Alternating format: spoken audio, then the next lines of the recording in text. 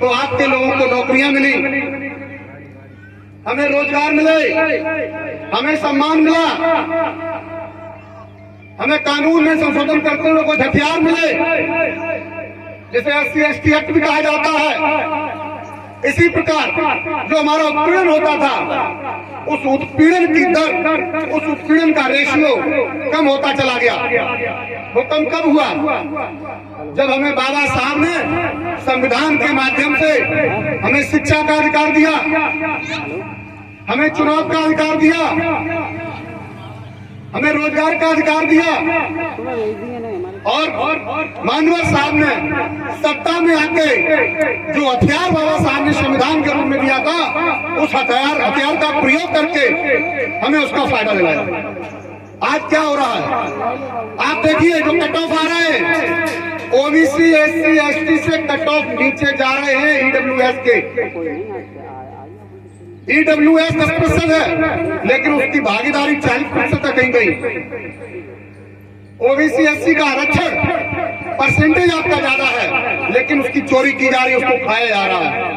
आपने देखा 69,000 शिक्षक भर्ती में हमारे लोगों के जो बच्चे थे वो धरने पे बैठे हुए हैं पिछले 2-2.5 सालों से, लेकिन उनको नौकरियों की जगह लाठियां मारी गई। अगर आपकी सरकार होती तो आरक्षण की बेईमानी न होकर हमारे बच्चे आज नौकरी कर रहे होते। तो हमें इस बात की चिंता करनी होगी। सबसे बड़ा दुख इस बात का होता है कि आज इतने बड़े गांव में जब लड़कों ने मेहनत की, इस कार्यक्रम का आयोजन किया, तो लोग यहाँ तक आने के लिए तैयार नहीं है। और यही लोग जब उत्पीड़न होता है तो ये चाहते हैं कि भीम आर्मी के पदाधिकारी हमारे पास 5 मिनट के अंदर आ जाएं, और वो पहुंचते भी हैं। पुलिस नहीं आती है, पुलिस के पहुंचने से पहले भीम आर्मी के लोग आपकी मदद के लिए खड़े हो जाते हैं। आप सोचिए, आज चंद्रशेखर आजाद जी जो हमारे राष्ट्रीय अध्यक्ष हैं, अगर वो नगीना से सांसद है तो वो अपनी दम पर है, किसी के रहमो करम पे नहीं है। आपने देखा पिछले चुनावों में एक राजनीतिक दल के साथ बार बार गठबंधन किया गया, और उसे गठबंधन तो हम नहीं कहते हैं, वो ठगबंधन था। उन्होंने ठगने का काम किया। जो वो काम हमें चुनावों में वोट के आधार पर जो वोट हमारा ठगते हैं, जो हमें झूठी दिलासा देकर हमारा वोट ले जाते हैं, और पिछले लोकसभा चुनाव में लेके गए, उन लोगों ने हमारे नेताजी से बार बार गठबंधन किया, बार बार मदद मांगी, हर बार उनकी मदद की गई, हर बार उनको चुनाव जिताया गया। और जब लोकसभा चुनाव की बारी आई तो 5 सीट, 3 सीट, 2 सीट, 1 सीट, और लास्ट में ये कहा गया कि आप हमारे चुनाव चिन्ह पे नगीना में चुनाव लड़िए, तब हम आपको चुनाव लड़ाएंगे। लेकिन ये जो बहुजन समाज में जो महापुरुष अब तक जन्मे हैं, उनका आपने इतिहास पढ़ा, और आने वाले समय में चंद्रशेखर आजाद जी का भी इतिहास पढ़ा जाएगा। जब इतिहास लिखा जाएगा तो हमारे और आपके जैसे लोग कहेंगे वो एक शेर था जिसने सांसद बनने से इनकार कर दिया, और ये कह दिया कि हम दूसरे के बात को बात नहीं कर सकते, और अपनी दम पे 20 लोग जिताने वाले आप लोग थे, हम लोग थे।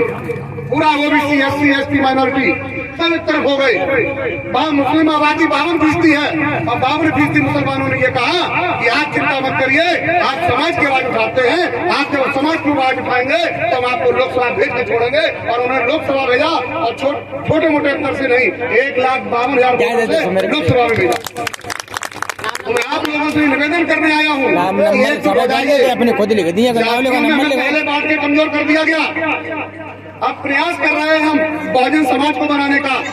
अब बहुजन समाज तब बनेगा जब हम आपस में जो हमें बांटा गया है, जो ऊंच नीच हमारे बीच में दरार पैदा की गई, जो खाई पैदा की गई, जैसे एक नदी निकाल दी जाती है गांव के बीच से, और नदी के उस पार का आदमी और नदी के इस पार का आदमी तब तक नहीं जा सकता जब तक वहां पुल न बन जाए। तो उस पुल को बनाने का प्रयास लगातार किया जा रहा है। तो उस पुल का प्रयोग करिएगा, एकजुट हो जाइएगा, और एकजुट हो जाएंगे तो निश्चित रूप से अगर हम उस समय सत्ता ले सकते हैं जब हमारे पास साइकिल थी, आज हमारे पास बहुत कुछ है, हम सत्ता दोबारा लेंगे। और ये हमारा वादा है आपसे, आप साथ दीजिएगा, राष्ट्रीय होगी हमारी, चिंता मत कीजिएगा। लेकिन जो आपस में भेदभाव है, जो आपस में ऊंच नीच है, जिन्होंने हमारे साथ किया उनको भूल जाइए। उन्होंने अपना काम किया है, वो उनकी जिम्मेदारी थी, कि वो जानते थे कि अगर इस समाज को नहीं बांटा हमने, अगर ये समाज एकजुट हो गया तो ये इनके ऊपर हम सत्तासीन नहीं हो पाएंगे, इनको हम अपने डंडे से नहीं चला पाएंगे। तो उन्होंने बांट दिया।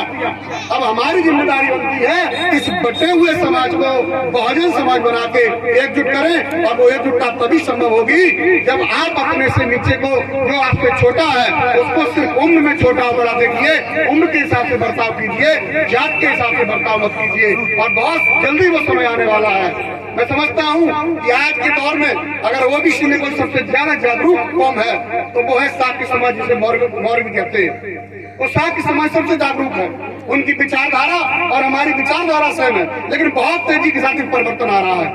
जब भी आप देखेंगे आज सोशल मीडिया जो लोग इस्तेमाल करते हैं, सोशल मीडिया पर जितना शिक्षित यादव है वो सबसे ज्यादा मुखर होकर विरोध कर रहा है इस धर्म का, इस जो आरक्षण विरोध का। इस सबसे ज्यादा अगर कोई काम कर रहा तो यादव जात कर रही है। और यहाँ भी आपको उदाहरण देखने को मिलेंगे। तो आप लोगों से इन्हीं शब्दों के साथ एकजुट हो जाइए, और अभी भी एकजुट नहीं हुए तो वो वक्त दूर नहीं है जो हमारे पूर्वज गुलामी किया करते थे। वो दिन जरूर याद रखिएगा। जब आपके अच्छे दिन आ जाए तो बुरे दिनों की तरफ पीछे मुंह करके जरूर देखिएगा।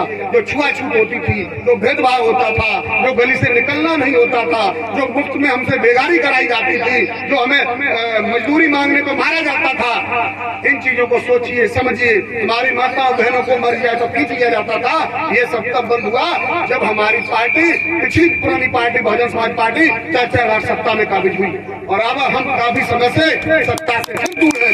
तो अगर सत्ता से आप ज्यादा दिन दूर रहे तो आप निश्चित मानिएगा वही दिन फिर आ जाएंगे।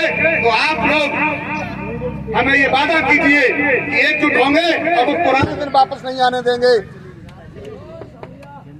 आवाज दीजिए, आवाज दो, आवाज दो, आवाज दो। जय भीम, नमो बुद्धाय। जय भीम, नमो।